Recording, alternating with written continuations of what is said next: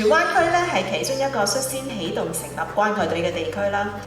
各位隊長、隊員同埋義工團隊喺繁忙嘅生活裏邊都抽出咗寶貴嘅服務社區嘅時間，而各個夥伴團體亦都積極咁樣支持到參與關愛隊嘅服務，係做到咧凝聚社會資源去服務社區嘅目的。我要衷心再感謝在座各位嘅無私奉獻，希望大家能夠繼續保持呢一份熱情，為荃灣區嘅發展貢獻自己嘅力量。區裏面咧就好多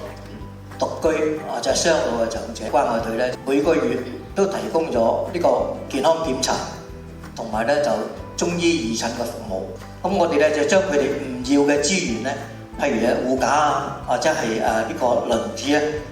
我哋收集咗，係送出咗咧，就係超過5張嘅輪椅。咁其中一個街坊係傷殘嘅，咁佢住嘅地方都比較低，咁而家佢又本身係張舊嘅輪椅，上唔到斜路。希望我哋可以咧提供到一張就二手嘅電動輪椅俾佢哋。於是乎咧，我哋又發揮咗聯絡嘅力量啦。好快咧就係